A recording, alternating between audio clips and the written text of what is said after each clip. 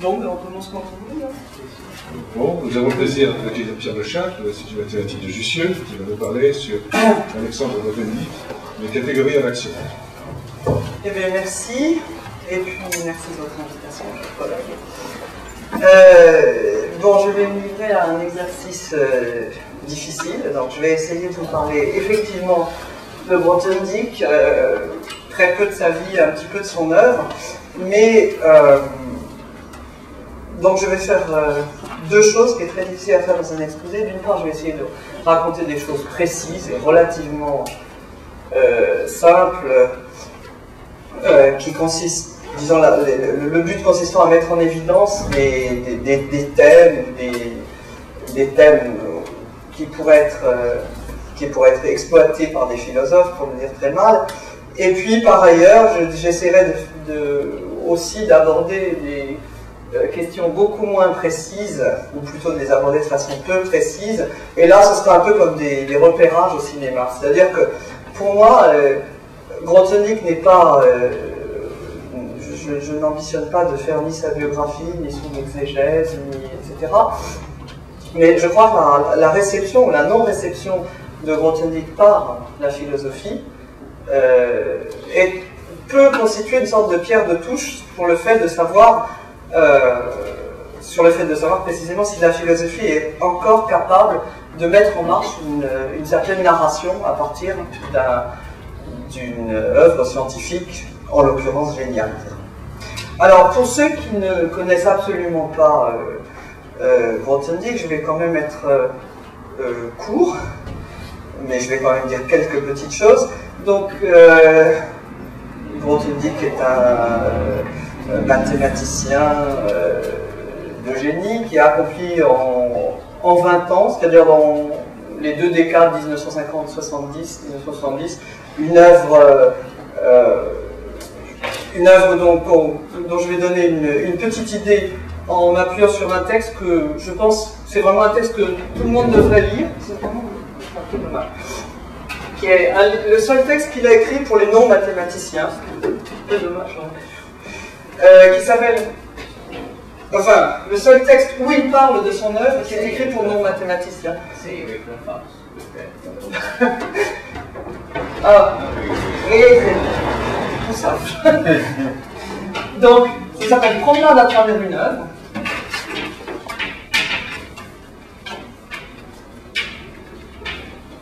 Et c'est un texte qui est inclus dans Récolte et Semailles. Je vais vous en donner une page plus tard. Là-dedans, vous pourrez prendre une certaine connaissance de son œuvre, une certaine connaissance globalement, et ça a l'avantage inestimable que c'est lui qui est le guide de sa propre œuvre. Alors, par ailleurs, si vous voulez, donc là je me borne à simplement des renseignements pour si vous voulez en savoir plus sur Grothendieck lui-même. Alors, sur Grothendieck lui-même, je vous suggère tout simplement un site, soyons modernes. Il y a un site qui s'appelle Grothendieck Circle. Parce que j'ai pas envie de... Je ne veux pas m'attarder trop là-dessus aujourd'hui. Vous mettez Grothendieck dans Google, vous sortez ça, et puis vous allez voir. Il y a maintenant une biographie de Grothendieck qui est en train d'être écrite par quelqu'un qui s'appelle Winifred Charlotte. Donc la biographie de Grothendieck et même des parents de Grothendieck est extraordinaire. On pourrait parler que de ça, on pourrait ne parler que de ça pendant des heures. Ici, ce qui est sur le site, c'est le seul texte qui est en allemand où vous trouvez des renseignements sûrs et tout à fait précis et intéressants sur sa biographie avant-guerre. Aujourd'hui, comme je disais, je vais parler que de ce que j'ai envie d'appeler l'œuvre au clair, c'est-à-dire l'œuvre pour laquelle il restera dans l'histoire des mathématiques. Et pour m'attarder encore un peu sur ce qui n'est pas cette œuvre au clair, je vous signale, parce que c'est des choses quand même très peu connues, que la biographie de Grothendieck et de ses parents est connue surtout grâce à un roman autobiographique de sa mère, qui s'appelle Eine Frau, qui est en allemand, bien sûr, et que vous ne trouverez pas sur ce site, mais qui j'espère un jour deviendra disponible. Alors c'est un roman autobiographique qui est tout simplement une œuvre littéraire destinée à la publication, puisque la mère de Grothendieck malheureusement, disons, n'a jamais réussi à écrire les romans qu'elle voulait écrire. Elle a écrit beaucoup d'articles dans des journaux, dont certains ont été retrouvés. Et ça, Eine Frau, c'est son roman autobiographique qu'elle a écrit après-guerre, donc en France, et qui était destiné à la publication et qu'on espère publier un jour. D'autre part, il y a un texte qui est aussi très très peu connu, qui est de Grothendieck, très très peu connu, et donc il existe 2 exemplaires, qui s'appelle La Clé des songes, qui, comme son titre l'indique, parle très peu des songes en fait, parce que c'est inachevé et ce qui concernait les songes en fait n'a jamais vraiment été écrit. Mais par contre, là aussi, on trouve beaucoup de renseignements sur ses parents. Et plus que des renseignements, ça va plus loin que des renseignements. Donc, je vous disais que les deux décennies magiques de Grothendieck, du point de vue des mathématiques, c'est 1950-1970. Et après quoi, il a écrit au moins plusieurs textes, donc au moins 3, avec au moins 3 thèmes principaux en mathématiques. Donc je cite Longue marche et esquisse d'un programme, qui est de 1984, et puis La poursuite des champs, et puis Les dérivateurs. Donc ça c'est des textes à la fois, disons, d'orientation, mais quand même techniques dans leur principe. Et donc il n'a pas écrit, à ma connaissance, de textes mathématiques depuis 1991. Bon alors il est en vie, il a 75 ans, il aura 75 ans dans 5 jours, et dans 6 jours, dans une semaine, et il a envie de voir personne, et il ne garde pas les moutons, mais si vous voulez avoir des renseignements sur le site, vous verrez pas mal de choses. Donc, comme je le disais, si j'ai envie de parler de Grothendieck, c'est un peu plutôt comme une espèce de comme je disais au début, de pierre de touche sur la capacité que peut encore avoir la philosophie à transformer un objet scientifique de génie en narration. Disons que si on parle quelquefois de la fin de l'histoire, on parle en tout cas de la fin des histoires, c'est-à-dire qu'il y a une espèce de narration philosophique qui paraît être au moins très difficile aujourd'hui. Et on peut ne pas, je crois qu'on peut ne pas hésiter à employer le mot de mythe, pourvu que bien sûr il ne s'agisse pas du mythe, en l'occurrence pour Grothendieck, de savoir s'il garde des moutons, s'il est fou, etc. etc. Alors, les 2 citations que j'avais mises au tableau, qui sont toujours là, sont un peu destinées à ça, même si je n'arrive jamais à en parler aujourd'hui. Donc la première citation, qui est une citation de Leibniz envers lui, c'est peut-être, moi je l'aime bien parce que c'est celle qui fait comprendre pourquoi introduire les grandeurs négatives en philosophie, c'était une tâche non négligeable et même géniale de Kant, pour citer Kant pour la première fois. La première, et je trouve que la seconde citation est une illustration de la première, parce que la première citation est une citation qui est pratiquement entièrement théologique, même si elle n'en a pas exactement l'air, et c'est à partir de cette citation, on peut, sans doute, et je ne vais pas le faire immédiatement, on peut raconter ce qu'on peut appeler le mythe kantien, comment se développe la philosophie kantienne. La seconde citation est-elle assez elliptique à la manière de Benjamin, c'est-à-dire que là aussi, une des thèses à laquelle je ne parviendrai sans doute pas, ni de vous convaincre, ni même je ne sais pas si j'y parviendrai, c'est d'effectivement à cette, comment dire, au moins nostalgie de la théologie, qui pourrait être quelque chose qui aurait à voir avec la réception de ce qui sera bientôt un art place. Grothendieck réfléchit en lui-même souvent, et souvent malgré qu'il en ait, tout le drame du XXe siècle, et souvent beaucoup plus directement qu'Einstein, avec lequel on peut cependant développer une analogie, laquelle analogie a ses limites, mais n'est pas nécessairement superficielle. Par exemple, si on s'en tenait à un slogan, il n'est pas entièrement faux, j'essaierai d'en parler un peu, de dire que Grothendieck a dit « tout est relatif ». Alors, bien sûr, c'est un slogan, et c'est aussi un slogan à propos d'Einstein. Mais il y a des analogies qui ne sont pas entièrement de l'ordre de superficiel. Par exemple, Grothendieck a retrouvé dans sa jeunesse, à 18 ans, sans même savoir que la recherche scientifique existait en tant que métier, il a retrouvé plus ou moins ce qu'on appelle la théorie de la mesure, enfin la théorie de la mesure de Lebesgue, un peu de même que Einstein a retrouvé la théorie de Gibbs avant, aussi extrêmement jeune, et avant de savoir que la mécanique statistique avait été effectivement formalisée par, en l'occurrence par Gibbs. Et il y a une chose, au seuil de l'idée même d'étudier ce qu'a fait Grothendieck d'un point de vue, disons, extra-mathématique, il y a deux sentiments qui sont vraiment extraordinairement prégnants chez lui, dès qu'il ne s'agit pas d'un texte technique, et à vrai dire, même après coup, quand on lit les textes techniques, on s'aperçoit que ces deux sentiments sont quand même là. L'un, c'est la sauvagerie.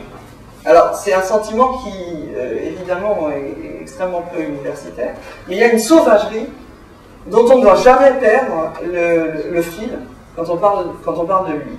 Parce que cette sauvagerie, maintenant, il s'agit là, éventuellement de la thématiser, mais cette sauvagerie est consubstantielle à sa nature, et elle s'exprime aussi par une solidarité, solidarité peut-être pas un bon mot, mais solidarité avec les exclus, avec les misérables. C'est-à-dire vraiment les misérables au sens de Victor Hugo, les rejetés. Et là aussi, c'est une chose extrêmement importante qui lui vient de beaucoup de choses, d'abord de ses parents, bien sûr, mais qui, là aussi, reste extrêmement importante et ne peut pas être oubliée, ne peut pas être laissée en chemin.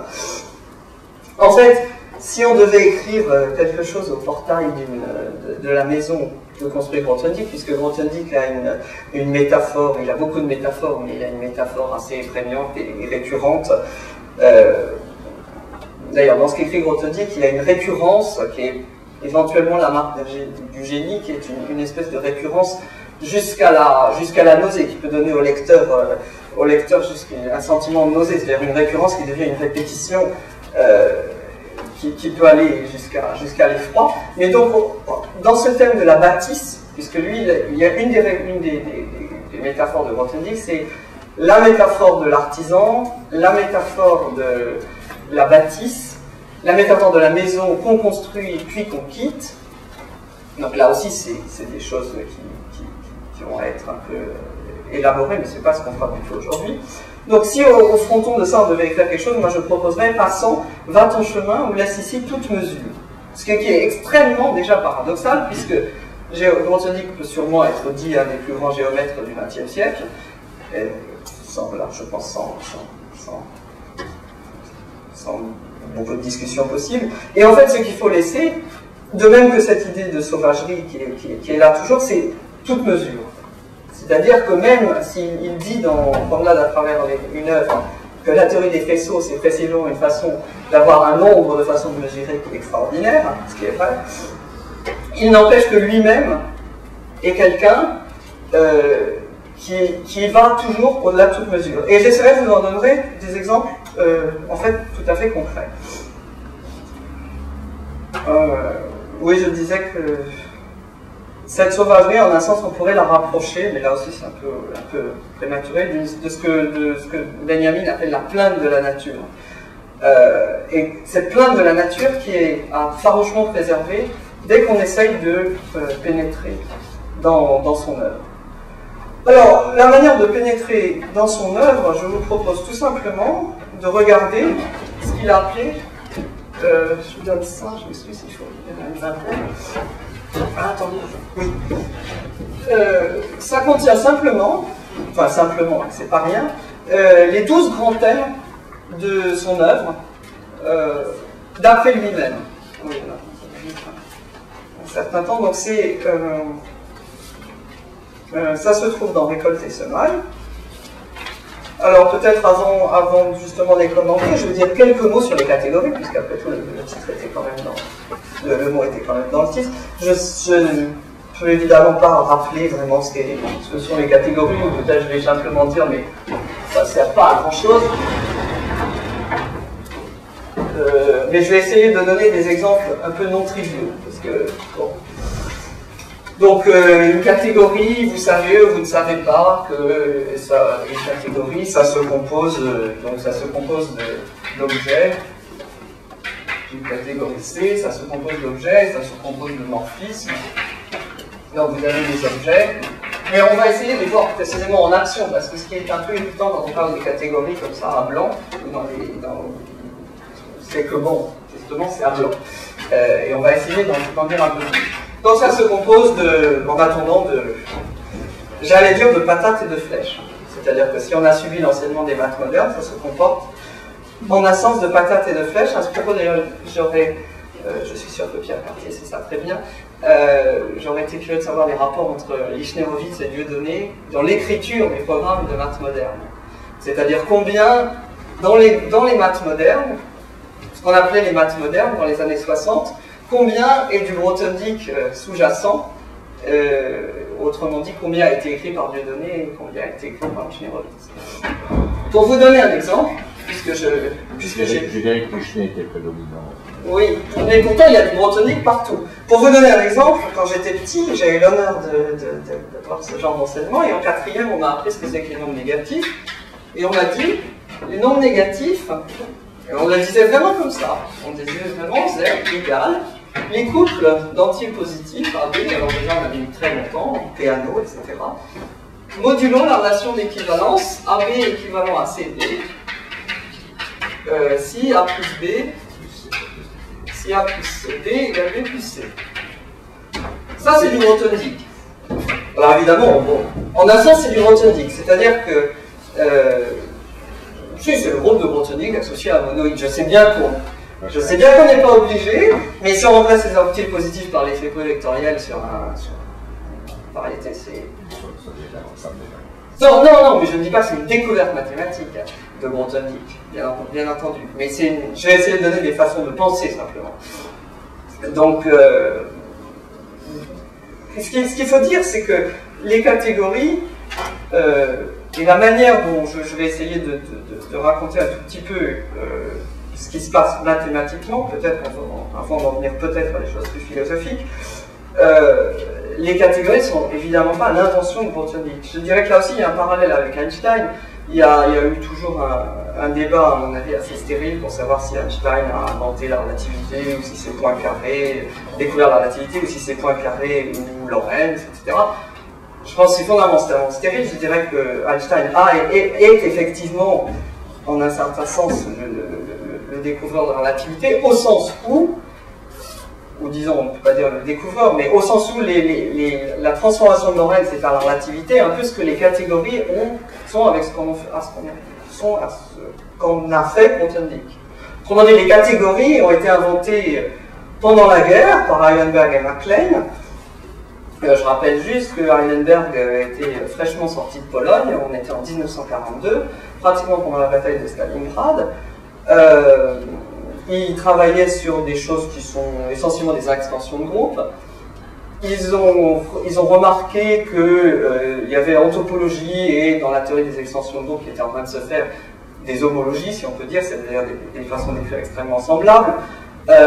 MacLean a écrit une lettre à Heisenberg en lui expliquant que ce serait bien de thématiser, de préciser et d'écrire ce qui semblait être des choses naturelles, naturel ayant pris depuis un sens technique dans les catégories. Et Heisenberg lui a répondu que oui, ce serait pas mal, et que d'ailleurs on pourrait écrire un article là-dessus, et que ça terminerait le sujet.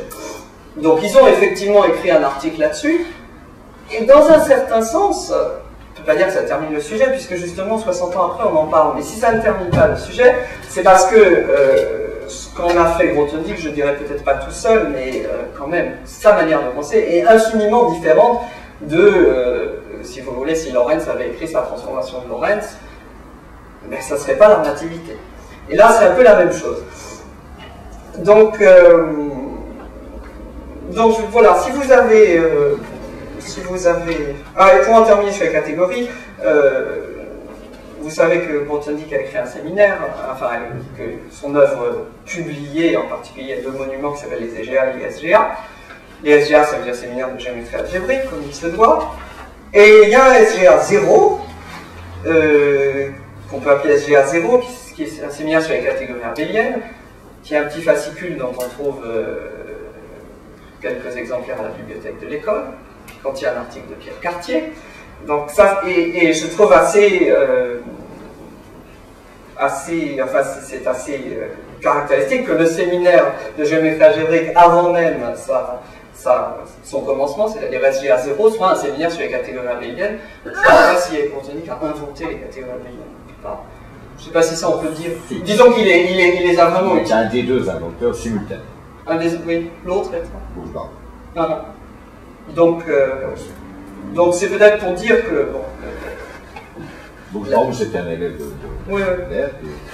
Bon, Heisenberg avait ces idées-là. Oui, je veux dire, c'est un peu l'ampleur qu'il leur a donnée, hein, c'est clair. En soi, inventé. C'est quand même lui qui les a. Oui. Donc, bon, vous avez devant les yeux... donc j'espère que vous avez devant les yeux ces 12 thèmes-là. Et vous avez la note. Alors, on va lire simplement ce que vous avez aussi, c'est-à-dire la note. Donc, mis à part le premier de ces thèmes, dont un volet important fait partie de ma thèse, donc ça c'est le thème, c'est ce qu'on appelle la période d'analyse fonctionnelle, produit tensoriel topologique de l'espace nucléaire. C'est donc la période de la thèse avec Schwartz, disons c'est 1950-55, avant la rencontre avec Serre, avant les grands articles de Serre qui sont connus sous les sigles FAC et GAGA, c'est-à-dire faisceau algébrique cohérent, géométrie algébrique et géométrie analytique qui ont lancé Grothendieck dans la géométrie algébrique. Donc, mis à part ce premier terme, les 11 autres sont dégagés au cours de ma période de géomètre à partir de 55. Donc, parmi ces thèmes, le plus vaste par sa portée me paraît être celui des topos. Et là, je vais un peu essayer tout de suite, très bientôt, disons, d'essayer. Ce que je vais faire, c'est que je vais vous donner 3 exemples, qui sont beaucoup plus que des exemples, disons 3 cas où la théorie des catégories dit quelque chose, me semble-t-il, qui devrait préoccuper les philosophes. Donc, je vais y revenir. Donc, m'apparaît celui des topos qui fournit l'idée d'une synthèse de la géométrie algébrique, de la topologie et de l'arithmétique. Dans Promenade, à travers une œuvre, c'est bien ce qu'il commente, hein, le but, j'allais dire terre à terre, mais au moins le but technique était de développer ce qu'on appelle maintenant la géométrie arithmétique, ce pourquoi on avait besoin de faire de la géométrie sur des espaces sur lesquels, en général, on ne fait pas de géométrie. Le but encore plus terre à terre étant de démontrer les conjectures de Weil. Enfin bon, mettons ça à part. Et donc effectivement, d'une certaine manière, il s'agit de joindre le continu et le discontinu, l'algèbre et la géométrie, le temps et l'espace. Alors c'est peut-être quand il s'agit de conjoindre le temps et l'espace qu'on peut commencer à se dire que ça peut avoir quelque chose avec Kant. Donc le plus vaste, par l'étendue des développements auxquels il a donné lieu dès à présent, et le thème des schémas, le plus vaste, si on est très terre à terre, c'est en tout cas par le nombre de pages écrites et le nombre de choses effectivement menées à bien. Bon. C'est lui qui fournit le cadre par excellence de 8 autres parmi les thèmes envisagés. En même temps, il fournit la notion centrale pour un renouvellement de fond en comble de la géométrie algébrique et du langage algébrico-géométrique. Même les schémas, c'est pas Grothendieck qui les a inventés, il faut le dire. Disons, on peut dire qu'ils ont été inventés dans le cheval. Non, mais ils étaient là. Ils étaient là, voilà, ils étaient là. On les a bidouillés, mais ils étaient là. Ils étaient là, voilà. Mais ce que j'essaie aussi, c'est de cerner où est le génie de Grothendieck. Il n'est pas dans l'invention des schémas. Enfin, dans l'invention.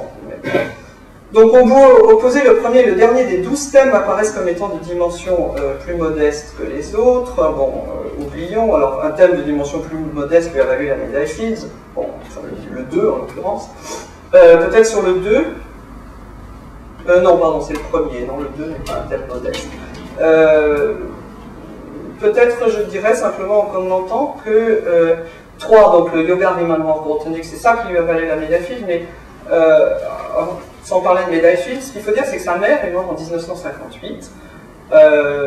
Il a fait cette année-là, et bon, on ne peut pas s'empêcher de noter la simultanéité, un célèbre exposé à Édimbourg, au Congrès international des mathématiciens, dans lequel il expose son programme qui est aussi extraordinaire par sa préscience, dans le sens où on peut dire qu'il l'a en un sens réalisé. Enfin, bien sûr, on ne peut pas réaliser entièrement ce qui est raconté à Édimbourg, mais y compris, il y a peut-être quelque chose aussi qui est là que je trouve un peu la marque du génie, c'est-à-dire que même quand il découvre quelque chose, en l'occurrence par exemple la topologie étale, dont on parlera un peu, qui n'existait pas au moment où il parle à Édimbourg, ça s'insère immédiatement dans le programme. Même si, je veux dire, c'est pas de l'ordre de la surprise, c'est pas de l'ordre du trouvé, c'est pas de l'ordre de la trouvaille.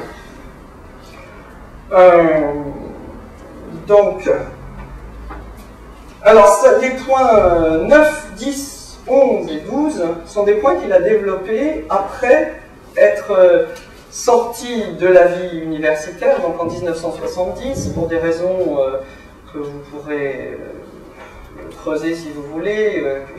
Bon, une histoire compliquée, mais en 1970, donc il est sorti de la vie universitaire au sens où, par exemple, il n'a plus publié dans les revues, publié. Et néanmoins, il a quand même, ce qu'il a fait après 1970, donc se retrouve dans les thèmes 9, 10, 11, 12, pas tout, parce que ça a été écrit en 84, et son dernier texte date de 91, et évidemment, personnellement, je suis content de voir qu'il écrit plus loin que les plus profonds parmi ces 12 thèmes sont celui des motifs et celui étroitement lié de géométrie algébrique anabélienne et du yoga de Galois Tajmela, c'est-à-dire les points 11 et puis les motifs, je sais pas où ils sont, le point 7.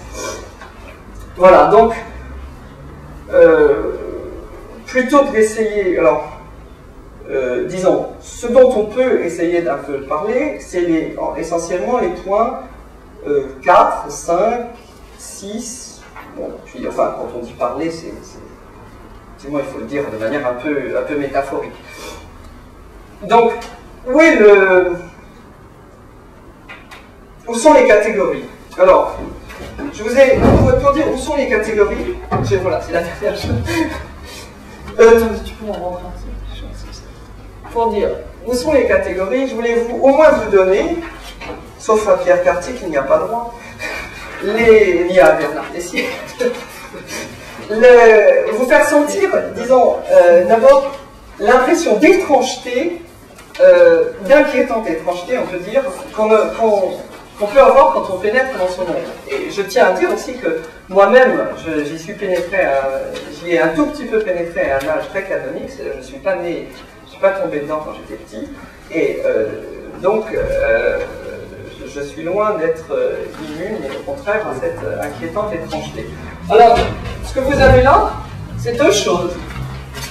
Donc, bien entendu, je vous demande pas de les lire, ou alors vous les lisez à tête reposée, et je m'excuse de la mauvaise qualité de la photocopie derrière. Alors, il y a deux choses. Là, ce qui est écrit SGA1, c'est la première page de SGA1. Autrement dit, c'est la première page d'un séminaire qui va durer 5000 pages. Et cette première page s'appelle « Notion de calcul différentiel ». Là encore, c'est pas, en place de le dire, c'est pas Grothendieck qui a inventé ce qui est dans cette première page. Ceci dit, quand on est même un mathématicien ordinaire qui a entendu parler de géométrie différentielle et qui n'est pas né là-dedans, si vous lisez tout simplement ces 10 pages, vous verrez tout de suite que ça produit un choc pas forcément salutaire. La deuxième page me paraît en un sens encore plus extraordinaire. Elle vient de SGA4, mais tout simplement d'une section qui doit s'appeler terminologie. C'est même pas des mathématiques, c'est simplement de la terminologie.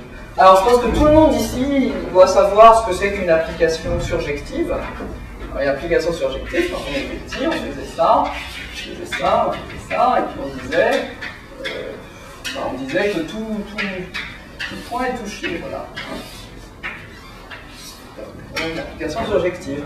Alors quand on était un peu plus grand, on disait, je sais pas, va de A dans B, on a F, et puis F surjective, si et seulement si, quel que soit X dans B, F-1 de X, différent de J, voilà, par exemple. Alors bon, déjà, ça, on avait un peu de mal. Enfin, ça. Bon, alors maintenant, vous regardez cette page, et vous voyez... donc, on ne va pas la lire, alors, parce que... Et vous regardez ce que ça devient, être surjectif. Et je dis bien, hein, je m'excuse, j'ai très mal photocopié, mais ça va... D'abord, il faut le traduire surjectif en grec, c'est-à-dire par épimorphique. Donc, ça doit s'appeler famille épimorphique et épimorphisme strict, en fait. Et donc, vous regarderez éventuellement, si ça vous amuse, à tête reposée, ce que devient la notion de surjectif, d'épimorphique, dans les normes grontoniques. Il y a de quoi à la fois être découragé, ou être interloqué, ou au moins c'est très questionnant. Parce que ça n'a pas un grand rapport avec ce que j'ai écrit au tableau. Et c'est même pas du tout évident, je ne le fais pas, de voir quel est le rapport entre ce qui est écrit sur cette feuille et le simple fait d'être surjectif, ne serait-ce que par le fait que ça se divise déjà en 10 notions. Ou au moins, je sais pas, 6. Peut-être le mot, un des mots importants est le mot universel. C'est-à-dire, et c'est là où on va en arriver à l'idée de relativité.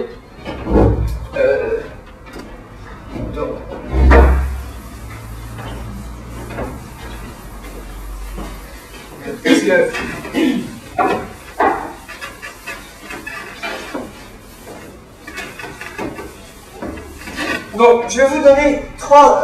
donc, là, je laisse ça. Ça, c'était simplement pour éventuellement, si ça vous amuse, de regarder à quoi ça... De vraiment se regarder à quoi ça ressemble. Et puis, je vais prendre trois utilisations des catégories qui me paraissent aller beaucoup plus loin que simplement des exemples. Alors, il y a d'abord ce qu'on appelle, comment je vais dire, Yoneda et les foncteurs représentables.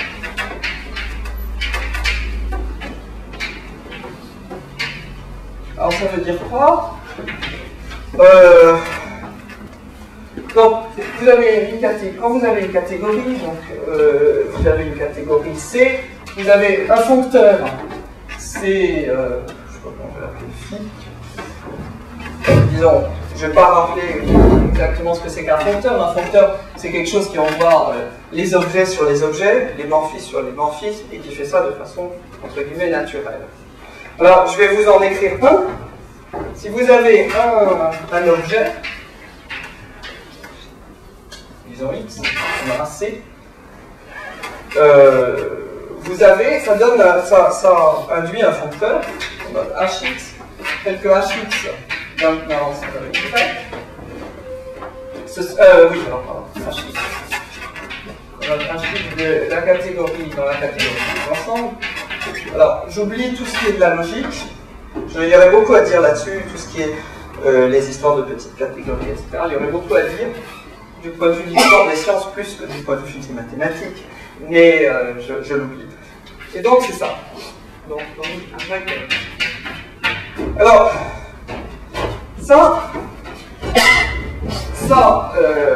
là aussi, c'est une de ces choses géniales que personne n'a inventées, sauf qu'après, il y a un lèvre qui s'appelle le lèvre de Yoneda, et ce foncteur est fidèle. Qu'est-ce que ça veut dire? Ça veut dire que vous avez un objet qui s'appelle X, et à cet objet, vous associez donc un foncteur qui est l'ensemble qui à chaque objet de la catégorie associe ce qui est écrit au tableau. Moi j'ai écrit homme, les morphismes de Y dans X. Autrement dit, toutes les flèches qui vont de Y dans X. Alors qu'est-ce que c'est ça? Et donc le lemme de Yoneda vous dit que sous des hypothèses très très générales, si vous connaissez HX, vous connaissez X. Alors qu'est-ce que c'est ça? On peut le dire de beaucoup de manières. Une des manières de dire, c'est que ça ressemble à la mécanique quantique. C'est-à-dire qu'en un certain sens, vous ne regardez plus l'objet, mais vous regardez l'ensemble des mesures que vous pouvez faire sur cet objet. Bon, je triche parce qu'il faudrait mettre des faisceaux, etc. Mais dans un certain sens, ça recueille quelque chose qui a été très important au XXe siècle, à savoir la mécanique quantique, la théorie de la mesure, et ça le recueille sous forme évidemment caricaturale, en termes de mathématiques, entre guillemets, pures. Autrement dit, c'est évidemment beaucoup plus simple et squelettique que ce que raconte la mécanique quantique, qui est d'ailleurs extrêmement obscure sur ce point-là, mais ça le recueille de cette manière, de cette manière, disons, à la fois squelettique, mais signifiante. Maintenant, ce qui, je crois, on peut attribuer à Grothendieck, c'est peut-être la question inverse. Si j'ai un foncteur, comme ça, disons, bon, on va le faire comme ça. Si j'ai un foncteur phi, quand est-ce que phi est de cette forme-là? Ça, je pense qu'on peut disons, la question inverse, moi, dans le problème des modules, des choses comme ça, on peut l'attribuer. Je me méfie toujours des. On peut, en tout cas, le développement de cette idée, je pense qu'on peut l'attribuer à Grothendieck. Alors, ça veut dire quand est-ce qu'un foncteur est représentable. Ça, je crois, c'est une idée qui est extrêmement importante et qui pourrait effectivement de nouveau intéresser des philosophes. Si vous voulez, l'objet, comme on a dit l'autre jour, je crois, cette journée, que l'objet était quelque chose qui était indépendant du codage. En un certain sens, un objet, c'est un foncteur représentable. Alors, c'est vraiment un pas dans, pour le dire de manière simple, dans l'abstraction. Ce qu'il faut voir, c'est que ça fait déjà vaciller la notion d'objet et d'identité à soi de l'objet. Alors ça, c'est déjà un propre de la philosophie du XXe siècle. Ça fait vaciller le A égale A, et ça le fait d'une manière profondément inédite. Parce qu'il ne s'agit pas, en fait, d'un mode d'apparition de l'objet, mais il s'agit d'un mode de construction de l'objet. Autrement dit, on va dire qu'on peut parler d'un certain primat de la relation sur l'objet, encore que ce soit bien insuffisant, et bon, peut-être j'en parlerai, ça a à voir avec le structuralisme, mais c'est peut-être pas forcément en tout cas, c'est pas la fin de l'histoire, mais en tout cas, c'est quelque chose qui donne à l'objet le statut d'une construction. Alors déjà là, effectivement, on pense au schématisme kantien et au schématisme, et même éventuellement à Husserl, c'est-à-dire que l'objet se présente comme une structure d'objectivité, se présente comme une construction. D'autre part, quand on dit que ça fait, quand je dis que ça fait vaciller l'identité à soi de l'objet, il y a une raison aussi tout simplement technique à ça. C'est que si un foncteur comme ça est représenté par un objet X, il est aussi représenté par tout objet isomorphe à X. Autrement dit, il y a déjà une notion d'isomorphisme qui fait que les objets ne sont déjà définis qu'à isomorphisme près, ce qui dans la vie réelle du mathématicien peut être extrêmement important et extrêmement difficile quelquefois. C'est Grothendieck qui, à mon avis, a été capable de penser jusqu'au bout, mais quand on dit a été capable, c'est parce qu'il pense en ces termes-là. Il pense directement le fait qu'un foncteur représentable n'est pas un foncteur représenté. Alors représentable et représenté en allemand, c'est des mots que les philosophes connaissent bien, puisque c'est dargestellt, darstellbar, et il pense directement en termes de foncteurs représentables et non pas représentés, ce qui dit même dans SGA. Par exemple, les mathématiciens ont l'habitude, quand ils ont un corps, si vous avez un corps K, les algébristes ont l'habitude de regarder la clôture algébrique non pas comme un objet, mais effectivement comme l'ensemble des clôtures algébriques possibles à isomorphisme près. Par contre, si vous avez, disons, deux espaces vectoriels sur un corps K, il y a déjà très peu de mathématiciens, à mon avis, qui vont regarder le produit tensoriel, non pas comme un objet, mais comme un objet véritablement à isomorphisme près. Donc, Avant Grothendieck, bien sûr, on s'était aperçu que la notion d'isomorphisme avait une importance réelle et qu'être isomorphe et être canoniquement isomorphe, c'était pas du tout la même chose. Je crois d'ailleurs que c'est sur cet exemple-là que ces idées sont développées, un peu avant Grothendieck. Partout. Sauf pour les temps soviétiques. Ça a été, je crois, l'exemple paradigmatique. L'algèbre enveloppante des algèbres uniques. C'est-à-dire, oui, disons que Bourbaki dit à la solution d'un problème universel, disons, entre la solution d'un problème universel et la représentation d'un foncteur, il y a un pas. Il y a un pas. Ce que ça fait, ça aussi pour vous, ce qui est assez extraordinaire, c'est que ça induit à sortir de la catégorie dans laquelle vous êtes. Un peu comme... donc la méthode de construction, chère aux idéalistes allemands, permet ici de sortir de manière technique de la catégorie dans laquelle vous êtes. Pour une raison toute simple, c'est que si vous avez une catégorie et que vous avez un foncteur, et que ce foncteur n'est pas représentable, il peut être représentable dans une autre catégorie, par une catégorie plus large. Ce qui veut dire que vous avez construit par le désir que le foncteur soit représentable, vous avez construit une autre catégorie. Je prends, disons, il y a deux exemples que j'ai envie de prendre comme ça, qui est certains foncteurs sont trop représentables et pas représentables, parce que Grothendieck a vu tout de suite, et il a vu tout ça tout de suite. Par exemple, je sais pas moi, le revêtement universel en topologie est représentable et en algèbre est trop représentable. Donc, ce qui est important, c'est que la notion de représentabilité induit à sortir vous fabrique un univers plus grand, immédiatement. Des objets, vous fabriquez des objets à isomorphisme près dans un univers plus grand. Maintenant, je vais vous donner encore deux exemples, parce que j'ai vraiment envie de vous donner deux exemples. Bon, encore une fois, c'est beaucoup plus que des exemples. Il y a un exemple, je ne sais pas trop ce que les philosophes pourront en faire. Là, pour le coup, c'est un exemple qui je trouve, est important si on veut se rendre compte de ce que ça veut dire que penser en catégorie, par catégorie, ce que je suis incapable de faire, je dis tout de suite, directement en termes de catégorie, mais ceci dit, je ne sais pas, ça ne m'évoque rien philosophiquement parlant. Alors, j'appelle ça l'adjoint, j'appelle ça, disons, l'oubli, comme adjoint de la liberté. Parce que c'est quand même... Attends, L'Envire a envoyé son fantôme ici. Comment? L'Envire a envoyé son fantôme ici. Ouais. Ah bon? Je sais pas lui parler de ça. Oh, de genre. Bon, enfin bon, ça c'est un exemple. C'est tel de l'Envire. En fait, ça. Ah bon. Ah bon. Bon, pour moi, c'est en fait quelque chose dont je ne sais pas très bien quoi faire, mais je vous le dis parce que simplement c'est un exemple assez intéressant comme construction. Donc peut-être. Comment je vais vous le dire? Donc je vous donne un exemple, parce qu'il vaut mieux un exemple. Donc on a deux foncteurs qui sont adjoints. Les foncteurs s'appellent L et R, puisque malheureusement c'est de l'anglais. Si on a ça, donc on a deux catégories, bon je l'appelle A et B. Non, pardon, je ne les appelle pas A et B, évidemment. Je les appelle C et D, et puis A vit dans C et B vit dans D. L c'est un foncteur, et R c'est un foncteur. Et alors, mais je n'ai pas envie de le dire dans le vide, j'ai envie de prendre un exemple.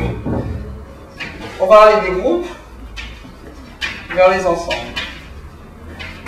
Donc il y a ce qu'on appelle des foncteurs d'oubli. Donc L, est-ce que c'est L ou A? Là, sinon je vais me tromper. C'est quoi? C'est homme de... non, c'est R. C'est L. C'est L. Donc L égale O. Donc L égale O, c'est l'oubli. Alors, l'oubli, c'est l'oubli de structure, c'est-à-dire qu'un groupe, c'est en particulier un ensemble. Donc, alors, les foncteurs oubli, voilà, c'est un bon exemple. Je pense, les foncteurs oubli ont l'air d'être la chose la plus ennuyeuse du monde. Vous prenez une structure riche, vous oubliez un bout de la structure, et vous obtenez une structure plus pauvre. Pour prendre un exemple simple, donc vous avez des groupes, puis vous allez vers des ensembles, et donc vous obtenez une structure plus pauvre. Simplement, vous oubliez qu'il y a un groupe. Maintenant, ce qui devient intéressant, c'est quand vous vous demandez que diable pourrait être un foncteur qui irait dans l'autre sens, qu'on va appeler Oui, je vais l'appeler L parce que c'est libre, mais bon, normalement c'est R. L, c'est, bon, vous devinez. Alors, L, c'est libre. Que diable pourrait être un foncteur qui serait adjoint de celui-là? Alors, la réponse, c'est ce qui vous construit un groupe à partir d'un ensemble. Donc, si je prends un ensemble E, dans la catégorie des ensembles, je prends fini pour faire simple, vous savez que ça vous permet de construire le groupe libre engendré par E. Alors, ça veut dire quoi? Donc, si vous ne savez pas, c'est vraiment simple. Si vous avez E qui consiste de deux éléments, bah, L de E, c'est toutes les chaînes de X et de Y, tous les mots, donc en X et Y, et X moins 1 et Y moins 1, avec deux règles tautologiques, qui est de dire que l'inverse est l'inverse. L'inverse de X est l'inverse de X, et l'inverse de Y est l'inverse de Y. C'est pour ça qu'on appelle ça un groupe libre, puisque en quelque sorte, techniquement, il n'y a aucune relation que les relations tautologiques. Alors, c'est là aussi un bon exercice de voir que ce que j'ai dit est vrai, c'est-à-dire que l'adjoint de l'oubli, c'est bien la liberté. Et ça, vous voyez, là aussi, c'est un procédé de construction. Parce que dans des situations moins simples, par exemple, ce qu'on appelle le co-squelette en topologie ou autre chose, vous demanderez si le foncteur d'oubli a un adjoint. Et là aussi, ça vous construira éventuellement un foncteur. Donc là aussi, vous êtes dans une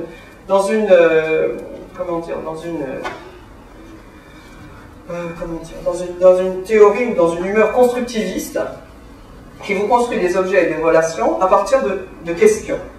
Et la question étant ici, est-ce que le foncteur d'oubli a un adjoint?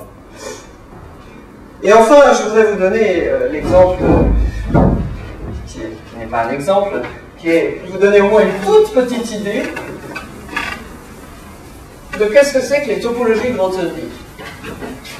Parce que là, c'est peut-être l'invention, enfin c'est, je pense, une des inventions les plus importantes pas de grand mot, mais les plus importantes du siècle en topologie. Et en quoi ça consiste? Alors, ce qu'on a envie de dire, c'est, je vais partir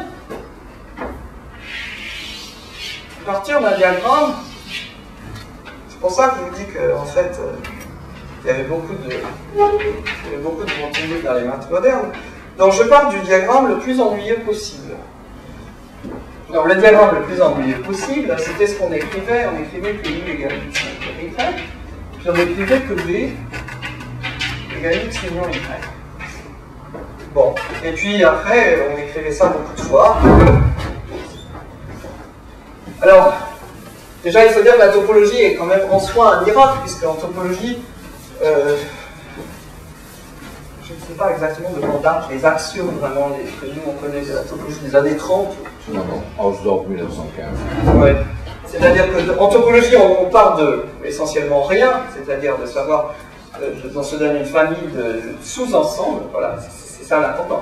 On se donne un espace, qui est ici, disons appelons levé, on se donne un espace, on se donne une famille d'ouverts qui sont des parties de cet espace, des parties, je dis bien, de cet espace, et on leur demande de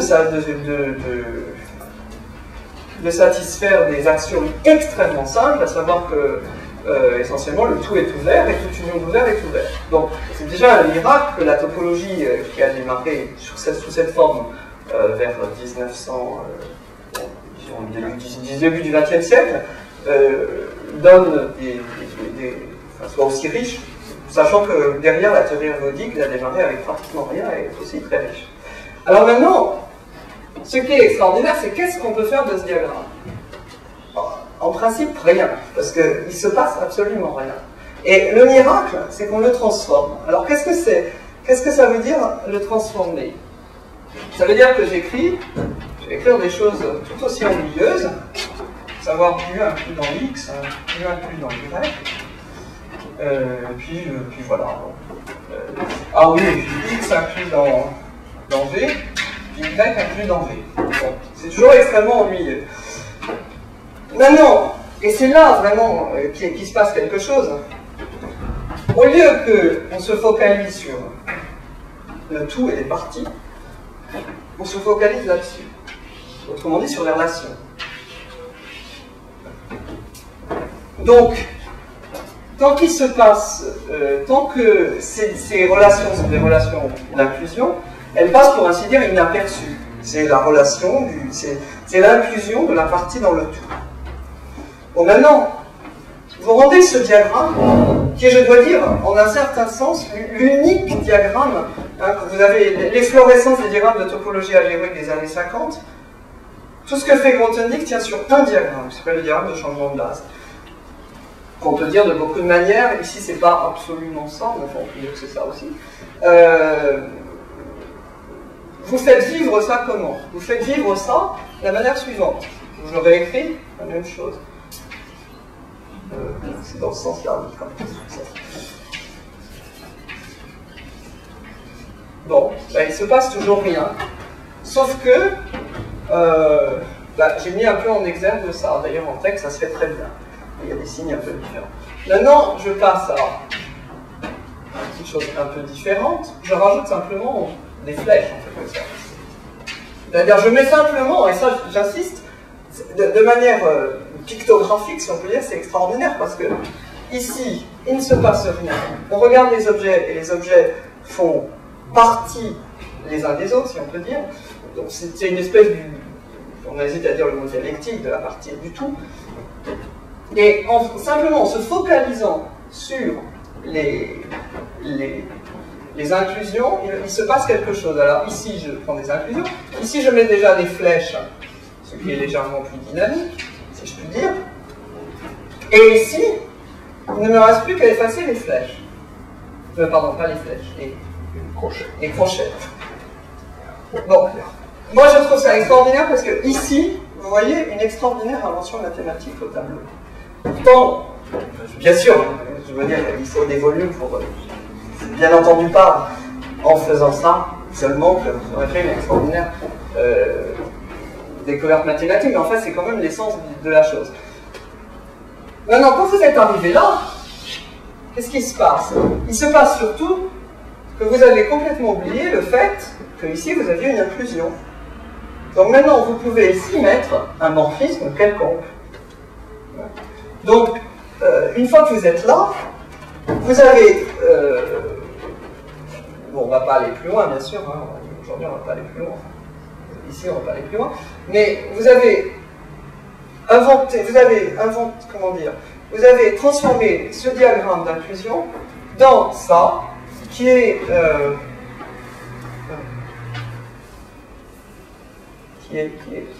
Alors là, c'est difficile à dire de manière... cartésien, c'est ça que tu veux expliquer. Oui, mais j'aimerais mieux expliquer. Oui, c'est un diagramme cartésien, mais j'aimerais mieux... Oui, si peut-être je vais dire que c'est un diagramme cartésien parce que quoi? Parce que justement, c'est exactement la même chose que ce qui est écrit là-dessus sur la surjectivité.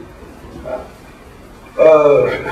Si vous avez deux flèches, de x et y vers un objet, W, et qu'elles coïncident sur l'intersection. Alors, même les mathématiciens ont tendance à parler éventuellement, et même à avoir, dans les cas simples, hein, parce qu'il y a des cas plus compliqués, dans la tête, le diagramme qui est là. Il est clair que si vous avez une fonction, par exemple, sur x et sur y qui coïncident sur l'intersection, vous avez une fonction sur l'union. Pas clair de dire universel. Oui, enfin ça s'appelle cartésien, comme dit. Mais là aussi, on peut dire le mot universel. Je ne vais pas parler des diagrammes cartésiens, bien que ce soit le diagramme. Mais enfin, c'est un diagramme cartésien. Alors là, disons que là, je vais m'arrêter là-dessus parce que je vais essayer quand même de dire quelques mots non mathématiques. Mais je vous dis quand même qu'il y a un séminaire, j'aime bien, un séminaire Bourbaki de Giraud. Il y a un séminaire Bourbaki. Là aussi, qui est à mon avis visible par tout le monde, quoique évidemment difficilement, y compris pour les mathématiciens. Donc ici, qui est, je ne sais plus de quelle année, qui s'appelle Analysis Situs. qui vraiment, rien que d'après son titre, montre, disons que Giraud avait pris au sérieux le fait qu'il s'agissait d'un renouvellement de la topologie. Je ne sais plus de quelle année c'est, 60 à peu près. Enfin, si vous avez l'occasion de lire ça, je pense que c'est une source extrêmement bonne, mathématique bien sûr, mais aussi relativement lisible sur ces choses-là. Alors, bon, en un quart d'heure, 10 minutes. Ouais. En un quart d'heure, je vais essayer de dire des choses un peu non mathématiques. Donc, d'abord, on a envie de dire quand même quelques mots sur le structuralisme, parce que Grothendieck est le successeur déclaré, c'est-à-dire c'est lui-même qui le dit, de Galois. S'il se rapporte à un mathématicien, il ne se rapporte jamais qu'à Galois, enfin éventuellement à d'autres, mais c'est Galois sa source d'inspiration, et non seulement ça, mais ce qui est assez beau, c'est que son premier séminaire, SGA 1 de 1959, rejoint là-dessus ses dernières réflexions mathématiques du milieu des années 80, quoique d'une manière différente, bien sûr, enfin, avec un renouvellement qui est en lui-même assez extraordinaire. Donc il se réclame de Galois, Galois pouvant être pensé au moins par les mathématiciens comme l'ancêtre évident du structuralisme. Ce qui fait, si on en croit Petitot d'ailleurs, qu'à l'IHES, en un certain sens, se développaient deux formes de structuralisme, mais extrêmement différentes, à savoir celle qui a été mise en œuvre par Thom, du moins dans ce que Petitot en tire, que je trouve très beau d'ailleurs, et celle de Grothendieck. Si on suit la... Je dirais très peu là-dessus, je dirais simplement que quand on parle quand je disais tout est relatif, Grothendieck commençait toujours, paraît-il, ses exposés, ou beaucoup de ses exposés, par ce schéma-là, qui disait soit X un schéma sur S. Autrement dit, l'objet n'est jamais donné en lui-même, il est donné relativement à un autre objet. En fait, il n'écrit pas une flèche, il écrit un fait. Ouais, mon fils, économe. Non, c'est pas ça. C'est qu'il avait en tête... Comme pour les extensions de cordes. Oui, la dualité. Oui. Il avait en tête la dualité, qui veut dire qu'on peut dire l'espace X au-dessus de l'espace S, mais l'algèbre de S en dessous de l'espace E, etc. Non, c'était un dessin, Vous ne voulez pas distinguer entre la catégorie et la catégorie. C'était important. Enfin, ça allait. Non, bah oui, c'est...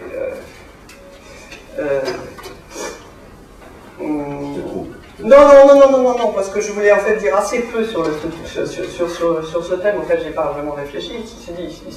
Il faudrait y réfléchir davantage. Si on... Comment dire? Il y a une définition célèbre du structuralisme, qui est plus qu'une définition, qui est tout un article de Deleuze où il explique, où il donne 7 critères pour reconnaître le structuralisme. Le premier critère, alors il y a les critères un peu évidents, qui sont évidemment là chez Grothendieck.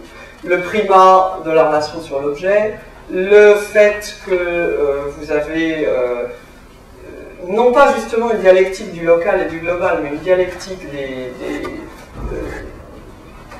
une dialectique des éléments. Le premier critère étant sans doute le plus profond et le plus difficile à comprendre, qui est celui de la disjonction de l'imaginaire et du symbolique, qui, lui, Deleuze pense tout de suite à Lacan, du moins il dit que c'est Lacan qui a été le plus loin dans cette direction-là. Mais effectivement, sachant, et là, c'est ce dont on ne parlera pas aujourd'hui parce que je suis incapable d'en parler, mais sachant que Grothendieck, au début d'un volume, Lacan a un mot que je trouve très beau, il dit « Nous ne refuserons pas le luxe du mot folie ». Et je trouve qu'effectivement, le mot folie est un luxe et non pas une injure, et que, en l'occurrence, je pense qu'à propos de Grothendieck, on peut ne pas se refuser aujourd'hui le luxe du mot folie ou le luxe du mot psychose. Sachant ça, il serait vraiment à creuser le fait que Grothendieck invente ces choses-là et que ça a peut-être un rapport avec cette disjonction de l'imaginaire et du symbolique, et là, et ce que les psychanalystes appellent la relation d'objet, mais là, j'ai pas du tout envie, ni possibilité vraiment de thématiser ça. À propos de ça, on a très envie quand même de discuter le problème de la formalisation dans les sciences humaines. Il y a quelque chose qui m'a toujours frappé, c'est que dans le cours d'anthropologie de Lévi-Strauss, il y a un appendice, sur les structures apparentées, il y a un appendice qui est écrit par quelqu'un d'assez connu, puisque c'est André Weil. Et il écrit un appendice sur ce qu'il appelle les modèles de substitution, qui sont de permutation, de substitution. Donc il écrit, et ça a été écrit à la demande de Lévi-Strauss, il écrit un appendice mathématique qui fait 4-5 pages, qui est totalement élémentaire pour les mathématiciens, surtout pour André Weil. Et ce qui est assez fascinant, c'est le statut de cet appendice. Quel est le statut de cet appendice? Or, quand je crois que c'est le Seuil a ressorti un volume sur le structuralisme, en anthropologie, il y a eu un grand débat sur précisément le statut de cet appendice. Est-il une sorte de preuve, une sorte de contre-épreuve de la théorie de Lévi-Strauss, ou est-il à dédaigner totalement? Est-ce que cette formalisation est totalement, au fond, non pertinente, ou au contraire, est-elle une sorte de renforcement de la théorie de Lévi-Strauss? Et je trouve que cette espèce de... ce jeu des mathématiques, comme à la fois formalisation et comme étant totalement non pertinent d'un certain point de vue, appelle vraiment une réflexion un peu urgente, dans laquelle Grothendieck, justement, pourrait être impliqué. Alors, juste pour finir, quand même, quelques mots sur Kant. Donc,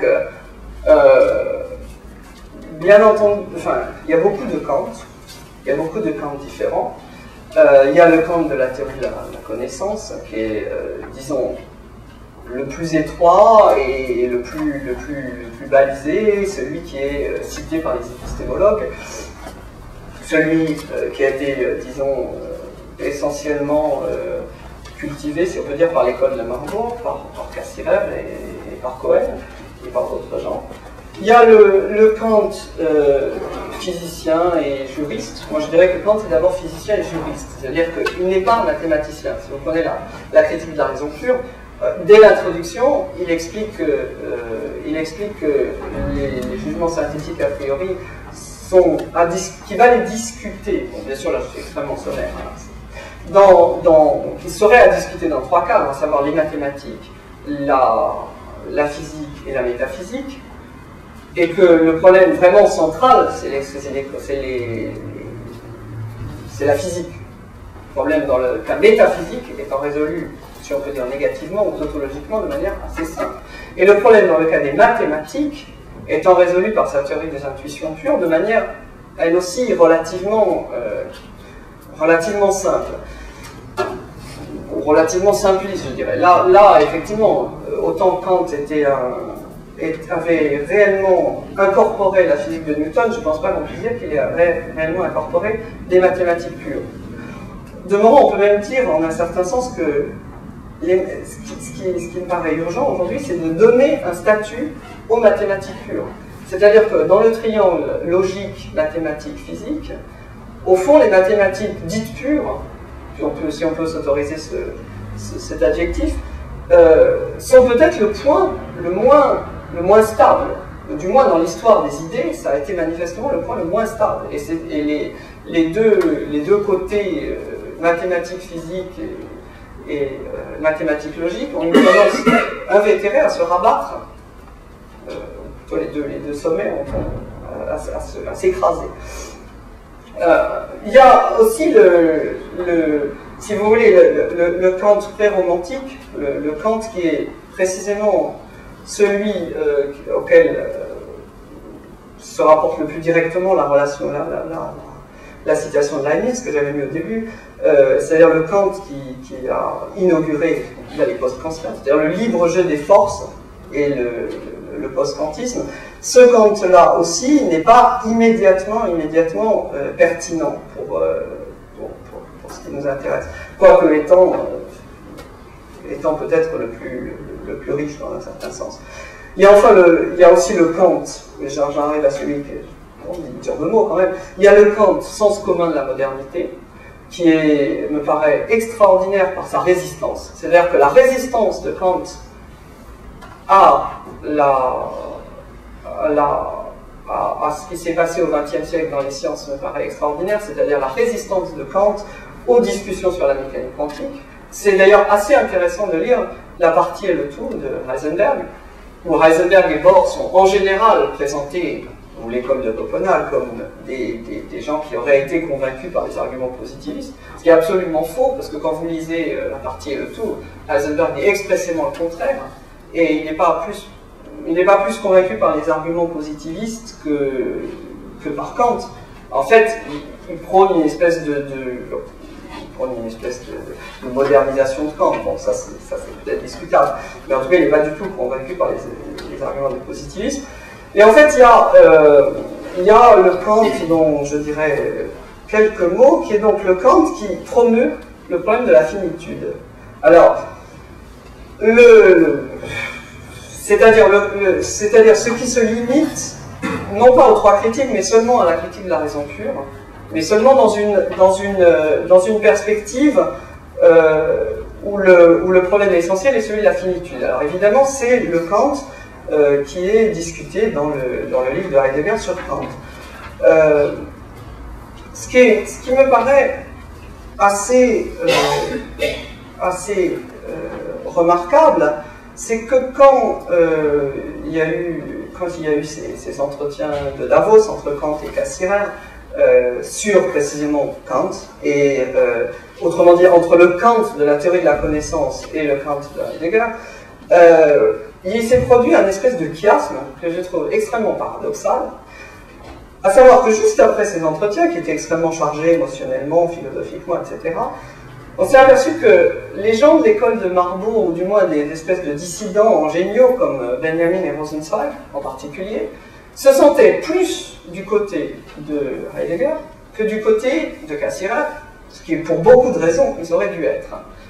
Donc, quand on commence à creuser un peu ce que raconte Grothendieck, je ne parle pas de ce qu'il raconte lui extra-mathématiquement, mais c'est mathématique, on a très envie de se dire, et là je rejoins un peu, vous aviez prononcé, c'est Bernard qui a prononcé le mot de contingent en parlant des mathématiques, on a très envie de se dire qu'il serait en un sens urgent à la fois de déterminer un lieu des mathématiques pures et un lieu des mathématiques en tant que produit par la finitude. Autrement dit, le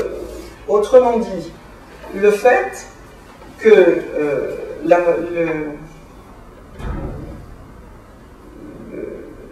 les mathématiques ne peuvent... J'aimerais dire une chose à la fois simple et un peu difficile. Ici, c'est plein de choses techniques que j'aurais pas le temps de dire. Le fait que, en un sens, très simple, un peu schématique, les mathématiques sont un point où la révolution copernicienne n'a pas eu lieu. C'est-à-dire où le kantisme qui traite, Kant lui-même traitant assez peu des mathématiques, on peut dire que la révolution copernicienne a laissé les mathématiques de côté et les a laissées dans la nostalgie de l'absolu et dans la finitude comme essentiellement négative. Négative au sens courant, non pas négative au sens dialectique, mais négative au sens courant du terme. Or, il serait, y compris éventuellement à partir de Grothendieck, à mon avis urgent d'être capable de construire une sorte de philosophie des mathématiques qui soit effectivement une philosophie de la finitude, ce qui permettrait, entre autres, parce que ça va avec, de donner un sens à ce que c'est que l'histoire des mathématiques. Étant donné que le concept d'histoire en mathématiques a été thématisé par très peu de monde, disons en particulier par Cavaillès et Lothman, qui l'ont fait de manière extrêmement classique, disons extrêmement, on peut presque dire hegelienne, c'est-à-dire comme une dialectique de l'apparition de l'objet mathématique dans l'histoire. La question étant, peut-on assigner aux mathématiques un concept d'histoire qui soit autre que celui-ci et qui soit effectivement dérivé d'une essentielle finitude du sujet mathématicien, si je puis dire. Alors là, bon, on peut dire beaucoup de choses, mais pour aujourd'hui je vais m'arrêter là, parce que c'est déjà un peu long, mais je pense que Grothendieck peut fournir des éléments dans ce sens. Et qu'à ce moment-là, il ne faut pas, conformément à la citation de Benjamin que j'avais mis, en un certain sens, tout ceci sera nécessairement, en quelque sorte, imprégné d'une sorte de nostalgie de la théologie, qui peut être plus qu'une nostalgie, sachant que précisément des gens comme Benjamin, ou surtout, disons, Rosenzweig, c'était bien plus qu'une nostalgie, trouvaient dans Heidegger quelque chose qui n'était pas véritablement ce que Heidegger disait, mais qui quand même, à l'aide d'une forme de théologie, ou d'une forme de théologie non pas négative, mais une forme de théologie nostalgique, construisait un concept d'histoire, certes à peu près aporétique, certes extrêmement difficile à mettre en œuvre, mais qui quand même n'y allait pas de, disons, la nostalgie de l'absolu hegelien. Voilà, je vais m'arrêter là, sachant que c'est peut-être bien loin.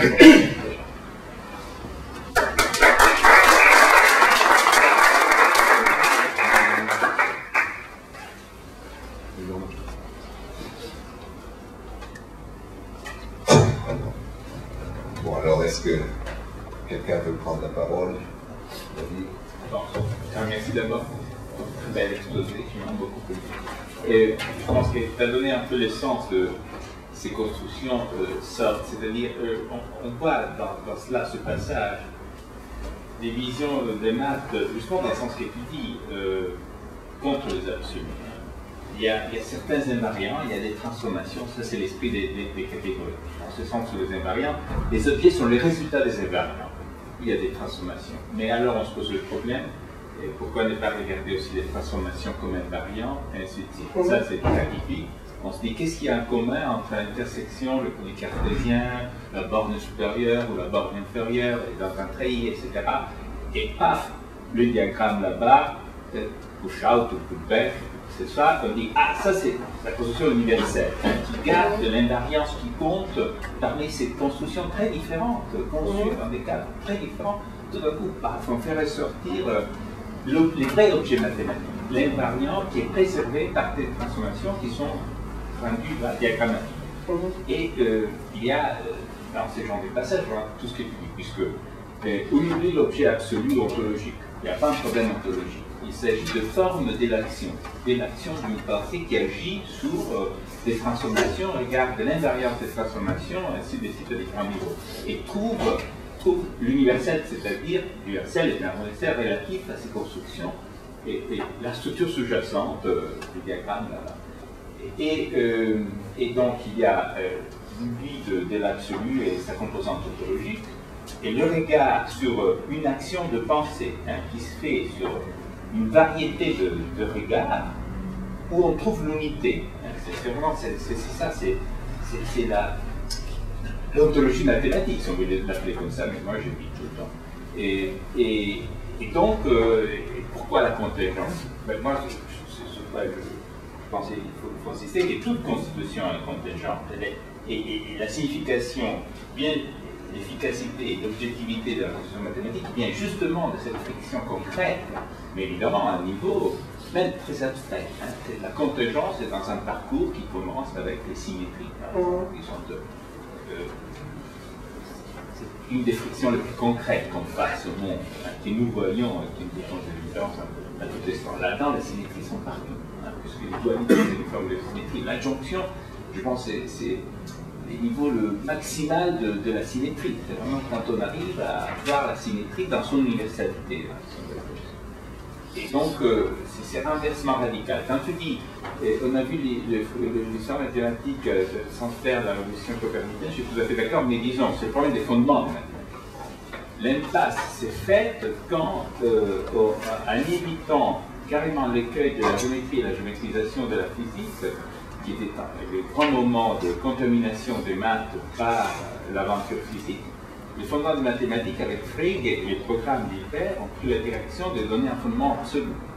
Puisque c'est la même chose avec Hilbert, puisque si tu proposes l'autocohérence de l'arithmétique, tu veux détacher l'arithmétique du monde, tu en fais un absolu, sur lequel tout se rapporte. Et ça, c'était la catastrophe, même si ça donnait des machines arithmétiques formidables. Et je vois là le problème de cette bifurcation n'est resté, tu as tout à fait raison, avant toute révolution physique. Je pensais seulement à la révolution moderne, mais non, c'est même avant, tu as raison. Et c'est ça qu'il faut faire, c'est le problème des fondements qui est resté quelques siècles en arrière par rapport, puisque la pratique, non, la pratique des mathématiques a ressorti de ce sont des parcours. Alors, c'est pas l'histoire. Non, si je peux me permettre, je suis en fait pas tout à fait d'accord, avec ce que tu viens de dire, mais tout en étant d'accord sur certaines choses, et je pense qu'on peut aller un peu plus loin sur d'autres. Par exemple, sur le problème de l'objet, il s'agit de quelque chose qui, à mon avis, va beaucoup plus loin que quelque chose comme le programme d'Erlangen. C'est-à-dire qu'il y a vraiment une sorte de brouillage. Certes, et ça a été fait, puisque ça s'appelle les M-catégories, etc., on peut itérer la relation de la relation à l'objet, c'est-à-dire prendre les relations comme objet. C'est d'ailleurs là que Cavaillé voit le moteur de la dialectique mathématique. C'est un des moteurs dont il rend compte, puisque c'est bien connu que pour Galois, pour Galois lui-même, le groupe n'était encore pas véritablement un objet d'étude. Quand on voit Galois, il écrit des groupes de substitution, c'est-à-dire qu'ils sont toujours justement représentés, et puis après les groupes, etc. Ceci dit, là, je crois qu'on va plus loin, on fait un pas en avant, et qu'il ne faut pas seulement voir l'objet et la relation itérés, mais un brouillage réel entre l'objet et la relation, et je dirais que, du point de vue kantien orthodoxe, ça se passe presque au niveau du schème, c'est-à-dire qu'il n'y a plus d'objet, et c'est là d'ailleurs peut-être, moi je ne connais pratiquement pas la phénoménologie, mais ça me paraît un peu difficile parfois de suivre Husserl, du moins ça paraît difficile de suivre la conférence que j'ai entendue il y a 2 semaines. C'est-à-dire que là, il y a une sorte de, effectivement, entre les structures mathématiques et les objets, la différence n'existe plus. Il n'y a plus d'objets, il n'y a plus de relations, et en un certain sens, il y a seulement un mode de construction de quelque chose. Autrement dit, en un sens, on est au niveau du schème, et si on est au niveau du schème, c'est que, si on voulait en croire, disons Kant, là c'est même pas Heidegger, on est au niveau de l'imagination transcendantale, et quelque part, on est au niveau du concept se temporalisant. Cette flèche, qui d'ailleurs, dit Pierre, n'est pas une flèche, a aussi à voir avec l'intentionnalité et la temporalisation du concept. Et donc dépasse, à mon avis, quelque chose comme le programme d'Erlangen, ou quelque chose comme qui aurait à voir simplement, pas simplement, parce que c'est déjà une grande chose, avec des symétries et des invariances. Mais bon, ça c'est encore à creuser.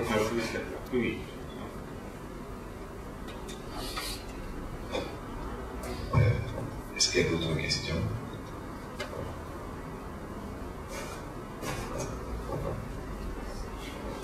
Écoutez, s'il n'y a pas d'autres questions, on va clore.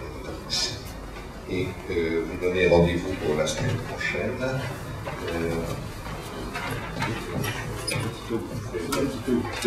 Petit taux qui nous parlera donc la semaine prochaine, à la même heure, dans la même salle, 18h30, lundi le 29 mars. Nous aurons encore une séance le lundi d'après, le 5 avril. Merci bien et à la semaine prochaine.